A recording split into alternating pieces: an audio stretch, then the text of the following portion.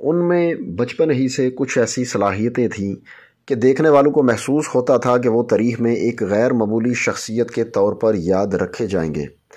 صرف 12 برس کی عمر میں انہوں نے ایک جنگلی اور بدمست گھوڑے کو قابو میں کر کے سدھا لیا۔ بیوسیفیلس نامی یہ ایک دیو قامت اور وحشی گھوڑا تھا جو بعد میں تقریباً ساری زندگی اس 12 سالہ بچے کا ساتھی رہا۔ یہ بچہ بڑا ہو کر الیگزینڈر دی گریٹ یا سکندر اعظم کہلایا اور عہد قدیم کی مشہور ترین شخصیات میں شامل ہوا۔ سکندر اعظم کے یوم وفات پر یہ تحریر آج دوبارہ شائع کی گئی ہے جو پہلی مرتبہ 13 جون 2021 کو شائع ہوئی تھی۔ مقدونیہ سے تعلق رکھنے والے سکندر اعظم 356 قبل مسیح میں پیدا ہوئے۔ میسیڈونیا شمالی یونان سے جزیرہ نما بلقان تک کا پھیلا ہوا علاقہ تھا۔ ان کے والد کو ان کے اپنے ہی ایک محافظ نے قتل کر دیا، جس کے بعد نئے بادشاہ کی کشمکش شروع ہوئی جس میں انہوں نے اپنے تمام حریفوں کا صفایا کر دیا اور 20 برس کی عمر میں بادشاہ بن گئے۔ اس کے بعد سکندر اعظم 12 برس تک اقتدار میں رہے۔ انہوں نے اپنی فوجوں کے ساتھ 12,000 میل کا فاتحانہ سفر کیا۔ اس وقت کی سلطنت فارس کے بادشاہ ڈارائیس سوئم، جنہیں اردو میں دارا سوئم کہا جاتا ہے، ان کو شکست دی اور وسطی ایشیا تک یونانی کلچر کو پھیلا دیا۔ اپنے عروج کے زمانے میں سکندر اعظم کی سلطنت مغرب میں یونان سے لے کر مشرق میں آج کے پاکستان، افغانستان، ایران، عراق اور مصر تک پھیلی ہوئی تھی۔ سکندر اعظم کا شمار تاریخ کے انتہائی متاثر کن اور ماہر رہنماؤں اور فوجی کمانڈروں میں کیا جاتا ہے۔ سکندر اعظم سے پہلے مقدونیہ صرف ایک جغرافیائی وحدت کا نام تھا، لیکن یہ علاقہ مضبوطی سے جڑی ہوئی سلطنت نہیں تھا۔ تاہم سکندر اعظم کے والد فلپ دوئم نے اس علاقے کو ایک مربوط ریاست کی شکل دی۔ سکندر اعظم کی والدہ اولمپیس ان کے والد فلپ دوئم کی تیسری یا چوتھی بیوی تھی اور اس لیے اہم تھی کہ انہوں نے اس خاندان میں پہلے لڑکے کو جنم دیا تھا، یعنی سکندر اعظم کی صورت میں سلطنت کو ایک جانشین سے نوازا تھا۔ برطانیہ کی ریڈنگ یونیورسٹی میں کلاسکس کی لیکچرر ریچل مائرس کہتی ہیں کہ سکندر اعظم کو اس زمانے کے لحاظ سے بہترین تعلیم دی گئی۔ جب وہ 13 برس کے تھے تو ان کے اساتذہ میں ارسطو جیسا عظیم فلسفی شامل تھا۔ سکندر اعظم نے ارسطو سے جو تعلیم حاصل کی اس کی بنیادیں یونانی کلچر میں تھیں، اسی لیے انہیں فلسفے کی تعلیم دی گئی اور تمام پڑھے لکھے یونانیوں کی طرح انہیں بھی ایلیاڈ اور اوڈیسی جیسی شاہکار نظموں کے حالق یونان کے قدیم شاعر ہومر پر عبور حاصل تھا۔ ہومر کی نظم ایلیاڈ سکندر اعظم کے لیے بہت اہم تھی۔ وہ جنگوں کے دوران اس نظم کے حصوں کو اپنے تکیے کے نیچے رکھ کر سوتے تھے۔ ایلیاڈ ایک طویل رزمیہ نظم ہے جس میں ٹرائے شہر اور یونانیوں کے درمیان جنگ کے آخری سال کی کہانی بیان کی گئی ہے۔ سکندر اعظم اور اس کہانی کے ہیرو ایکیلس کے درمیان ایک مضبوط ذہنی تعلق قائم ہو گیا تھا۔ اس کے علاوہ یونانی دیو مالائی کردار ہرکولیس سے بھی وہ بہت متاثر تھے اور جنگ کے دوران یہ کردار ان کے ذہن میں ہوتے تھے۔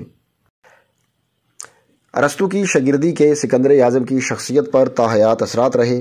ریچل مائرس کہتی ہیں کہ آپ شاید یہ سوچیں کہ ارسطو کے پاس یہ ایک بڑا موقع تھا کہ وہ یونانی اشرافیہ کے ایک اجڑ لڑکے کو ایک بے مثال حکمران میں تبدیل کر سکتے تھے۔ پوری طرح سے ایسا تو نہیں ہوا، لیکن سکندر اعظم جس طرح سے یونانی ریاستوں سے معاملات کرتے تھے اس میں ارسطو کی دی ہوئی تعلیم کا بڑا اثر تھا۔ ایک واقعہ اسی تعلیم کو ظاہر کرتا ہے۔ وہ یونان کے شہر کورنتھ میں مشہور فلسفی ڈیوجنیز سے ملنے گئے تاکہ انہیں ان کے کام پر خراج تحسین پیش کریں۔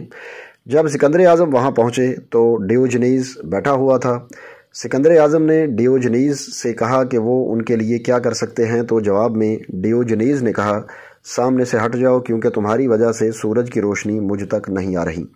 سکندر اعظم کا اس جواب کو برداشت کرنا ارسطو کی تعلیم و تربیت کا نتیجہ تھا۔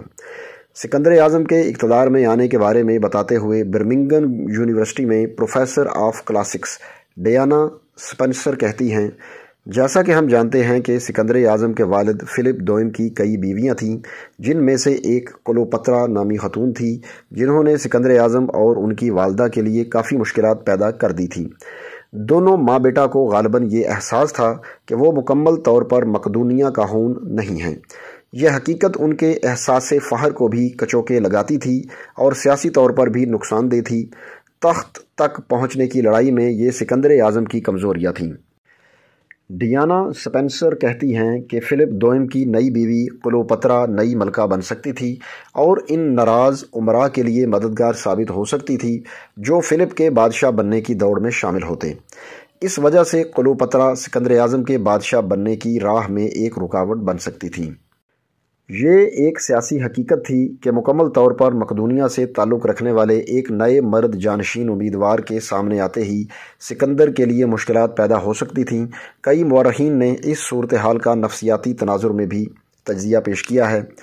ڈیانا سپنسر کے مطابق سکندر اعظم نے 6 مہینے کے لیے خود ساختہ جلا وطنی اختیار کر لی اور ان کی والدہ بھی کچھ مہینوں کے لیے دربار سے دور ہو گئیں۔ کچھ عرصے بعد باپ اور بیٹے کے درمیان تلخی تو کم ہو گئی اور سکندر اعظم واپس آ گئے، لیکن تعلقات میں آنے والی سرد مہری سکندر کے جانشین بننے کی راہ میں رکاوٹ بن چکی تھی۔ اس صورتحال میں ایک ایسا واقعہ پیش آیا جس نے سکندر اعظم کو تخت کی جانب گامزن کر دیا۔ یہ وہ موقع تھا جب انہوں نے شاید ایسی صورتحال کو جنم لینے سے روک دیا کہ کوئی خالص مقدونیائی ہون ان کی جانشینی کو چیلنج کرے۔ ڈیانا سپنسر بتاتی ہیں کہ سکندر کی سوتیلی بہن یعنی کلوپترا کی بیٹی کی شادی میں بادشاہ فلپ دوئم کو ایک محافظ نے قتل کر دیا۔ اس محافظ کو بھی فرار ہونے کی کوشش کے دوران ہلاک کر دیا گیا، اس لیے یہ معلوم نہیں ہو سکا کہ اس قتل کے محرکات کیا تھے، لیکن خیال کیا جاتا ہے کہ اس قتل میں سکندر اور اس کی والدہ کا ہاتھ ہو سکتا ہے۔ سکندر اعظم کا ہاتھ اس قتل کے بعد رکا نہیں، انہوں نے ایک ایک کر کے ایسے تمام افراد کو قتل کر دیا جو ان کی جانشینی کے لیے خطرہ بن سکتے تھے۔ اپنے ایک سوتیلے بھائی فلپ ایریڈائس کے سوا انہوں نے اپنے تمام بھائیوں اور رشتہ دار بھائیوں سمیت ایسے تمام افراد کو قتل کر دیا جو ان کے اقتدار کے راستے میں رکاوٹ بن سکتے تھے۔ ان میں سے کچھ کو تو بہت ظالمانہ انداز سے موت کے گھاٹ اتارا گیا۔ بالآخر سکندر اعظم تخت نشین ہوئے اور اب ان کی نگاہیں سلطنت فارس کی جانب تھیں۔ سلطنت فارس نے 200 سال سے زیادہ عرصے تک بحیرہ روم سے منسلک علاقوں پر حکومت کی۔ یہ سلطنت تاریخ کی اصل اور ابتدائی سپر پاوروں میں سے ایک تھی جس کی سرحدیں انڈیا سے لے کر مصر اور شمالی یونان کی سرحدوں کو چھوتی تھیں، لیکن اس عظیم سلطنت کا زوال سکندر اعظم کے ہاتھوں ہوا۔ ان کی نسبتاً ایک چھوٹی مگر مؤثر فوج کے ہاتھوں سلطنت فارس کے بادشاہ داریوش سوئم کی شکست کو تاریخ کے ایک اہم موڑ کے طور پر دیکھا جاتا ہے۔ اس جنگ کے نتیجے میں زمانہ قدیم کی ایک سپر پاورز زمیں بوس ہوئی اور ایک نئی اور وسیع سلطنت کے ذریعے یونانی ثقافت اور تہذیب کا پھیلاؤ ہوا۔ مورخین لکھتے ہیں کہ سکندر اعظم کی فتوحات کا صحرا ان کے والد کے سر بھی جاتا ہے، جنہوں نے اپنے پیچھے ایک بہترین فوج چھوڑی تھی جس کی قیادت بہت تجربہ کار اور وفادار جرنیلوں کے ہاتھ میں تھی۔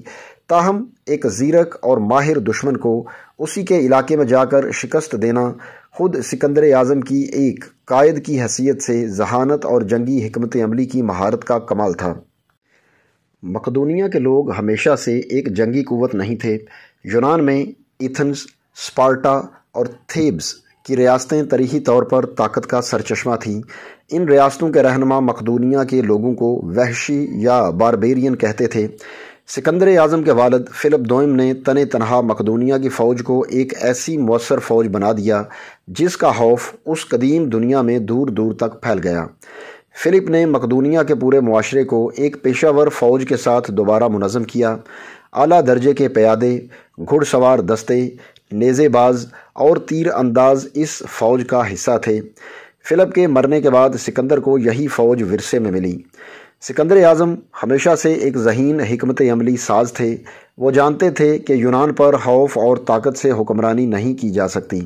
انہوں نے 1 صدی قبل سلطنت فارس کی جانب سے یونان پر حملے کے واقعے کو سیاسی طور پر استعمال کیا اور فارس پر اپنے حملے کا جواز حب الوطنی سے جوڑ کر پیش کیا۔ سکندر اعظم نے ایک پروپیگنڈا مہم کا آغاز کیا جس میں کہا گیا کہ مقدونیہ کے لوگ پورے یونان کی طرف سے فارس پر حملہ کر رہے ہیں، حالانکہ سلطنت فارس اور یونان کے درمیان 1 صدی قبل ہونے والی جنگ میں مقدونیہ شامل ہی نہیں تھا۔ سن 334 قبل مسیح میں سکندر کی فوج سلطنت فارس میں داخل ہوئی۔ سکندر اعظم کی 50,000 کی فوج کو اس وقت کی دنیا کی سب سے بڑی اور تربیت یافتہ فوج کا سامنا تھا۔ ایک اندازے کے مطابق بادشاہ داریوش سوئم کے ماتحت فوج کی تعداد 25 لاکھ تھی، جو اس کی پوری سلطنت میں پھیلی ہوئی تھی۔ اس فوج کا دل سمجھے جانے والے دستے کو لافانی دستہ کہا جاتا تھا۔ یہ 10,000 فوجیوں پر مشتمل ایک ایلیٹ رجمنٹ تھی، جس کی تعداد 10,000 سے کم نہیں ہونے دی جاتی تھی۔ جنگ کے دوران اس دستے کا جب ایک سپاہی ہلاک ہوتا تو دوسرا اس کی جگہ لے لیتا اور کل تعداد پوری رہتی تھی۔ لیکن اس زبردست فوجی قوت کے باوجود سلطنت فارس سکندر اعظم کی انتہائی مؤثر اور ذہین حکمت عملی کے ہاتھوں شکست سے دوچار ہوئی۔ مورخین کے مطابق سلطنت فارس کی شکست کی ایک وجہ یہ بھی تھی کہ وہ پہلے ہی زوال کی شکار ہو چکی تھی اور 5ویں صدی قبل مسیح میں یونان میں پے در پے شکستوں کے بعد سے اس کا پھیلاؤ رک چکا تھا۔ سن 324 قبل مسیح میں سکندر اعظم فارس کے شہر سوسا پہنچے۔ وہ فارس اور مقدونیہ کے لوگوں کو متحد اور ایک ایسی نسل پیدا کرنا چاہتے تھے جو صرف ان کی وفادار ہو۔ سکندر نے اپنے کئی جرنیلوں اور اہلکاروں کو حکم دیا کہ وہ فارس کی شہزادیوں سے شادیاں کریں۔ اس موقع پر اجتماعی شادیوں کی ایک تقریب کروائی گئی۔ سکندر اعظم نے خود اپنے لیے بھی مزید 2 بیویوں کا انتخاب کیا۔ سکندر اعظم کا اقتدار میں آنا، زبردست فتوحات حاصل کرنا اور پھر زوال، یہ سب مختصر عرصے میں ہوا۔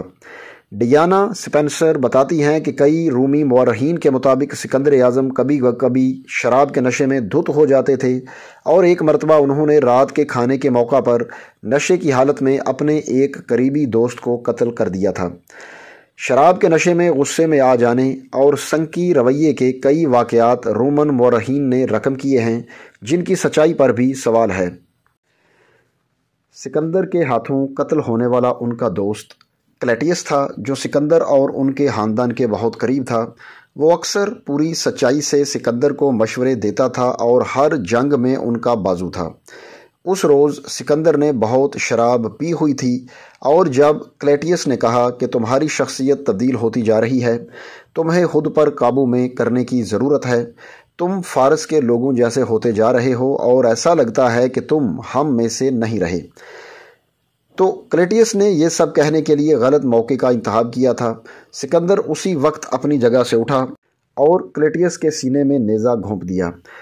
سکندر اعظم کی فتوحات اور شخصیت کے سحر کی وجہ سے قدیم یونانی انہیں ایک عام انسان نہیں بلکہ دیوتا سمجھنے لگے تھے، جبکہ خود سکندر اعظم کو بھی یقین ہو گیا تھا کہ وہ دیوتا ہیں۔ سلطنت فارس پر اپنا قبضہ مکمل کرنے کے بعد ان کی فوج نے مشرق کی طرف پیش قدمی شروع کی اور انڈیا تک جا پہنچی۔ اس کے بعد سکندر اعظم نے مقدونیہ واپسی کا سفر شروع کیا، لیکن وطن واپسی ان کی قسمت میں نہیں تھی۔ سن 323 قبل مسیح میں 32 برس کی عمر میں اپنے واپسی کے سفر میں بابل و نینوا یعنی موجودہ عراق کے علاقے میں پہنچنے کے بعد اچانک ایک پر اسرار بیماری ان کی موت کا سبب بن گئی۔ بعض مورخین کے خیال میں موت کی وجہ ان کے زخموں میں ہونے والا انفیکشن تھا، اور بعض کے خیال میں وہ ملیریا کی وجہ سے ہلاک ہوئے۔ سلطنت فارس کو فتح کرنے کے بعد آخر سکندر اعظم کو انڈیا جانے کی ضرورت کیوں محسوس ہوئی؟ یونانی کلچر کے پروفیسر پال کارٹیلج کہتے ہیں کہ ان کی دفاعی اور رومانوی وجوہات تھیں۔ سکندر یہ بتانا چاہتے تھے کہ ان کی سلطنت کی سرحدیں وہاں تک جا پہنچی ہیں جہاں تک ان کے والد فلپ دوئم نہیں جا سکے تھے۔ سلطنتوں کے لیے سرحدیں لازمی ہوتی ہیں، اور سلطنتوں کو مستقل یہ فکر بھی ہر وقت لاحق ہوتی ہے کہ ان کی سرحدوں سے آگے کیا ہے۔ اس کی ایک مثال سلطنت روما کی ہے۔ جب کیسر روم سیزر نے برطانیہ پر حملہ کیا تھا تو سکندر اعظم بھی اپنی سرحدوں کو پھیلا کر مستقل سرحدیں قائم کرنے کے کام کو نمٹا رہے تھے۔ یہ تو دفاعی تشریح ہو گئی، جبکہ رومانوی تشریح یہ ہے کہ سکندر اعظم کے ذہن میں یہ خیال تھا کہ دیو مالائی کردار ہرکولیس اور ڈائناسس وہاں تک جا چکے ہیں، اس لیے میں بھی جاؤں گا۔ سکندر اعظم کی پے در پے فتوحات نے انہیں یہ اعتماد دے دیا تھا کہ وہ جہاں تک کوشش کرے جا سکتا ہے۔ ریڈنگ یونیورسٹی میں کلاسکس کی لیکچرر ریچل مائرس کہتی ہیں کہ اہم سوال یہ ہے کہ اپنی زندگی کے اس مرحلے میں کیا سکندر اعظم زمینی حقائق سے دور ہو گئے تھے؟ انڈیا فتح کرنے میں انہیں وہاں کے مقامی لوگوں کی مزاحمت کا سامنا تو تھا ہی، لیکن انہیں اپنی فوج کے اندر سے بھی مخالفت کا سامنا تھا کہ بس بہت ہو گیا۔ وسطی ایشیا میں جہاں انہوں نے 3 برس کا طویل عرصہ گزارا، ان کے اپنے فوجیوں کو وہاں رہنا سخت ناگوار لگ رہا تھا۔ انڈیا میں لڑائی کے دوران جب یہ افواہ پھیلی کہ سکندر ہلاک ہو گئے ہیں، تو وسطی ایشیا میں موجود ان کی فوج میں ایک طرح کی بغاوت شروع ہو گئی اور انہوں نے واپس جانے کی کوشش شروع کر دی، لیکن سکندر صرف زخمی ہوئے تھے۔ ریچل مائرس کہتی ہیں کہ سکندر کی مسلسل فوجی مہمات کے ختم ہونے اور واپس لوٹنے کی 3 بڑی وجوہات تھیں۔ پہلی، اپنی فوج کے اندر سے مخالفت، دوسری، سامان رسد کی سپلائی میں مشکلات، اور تیسری، علاقے کی سختیاں اور موسم۔ بعض مورخین کے خیال میں سکندر کا اگلا ہدف خطۂ عرب تھا، لیکن وقت اور حالات نے مہلت نہ دی۔ دوستو، یہ مضمون 13 جون 2021 کو BBC اردو میں شائع ہوا۔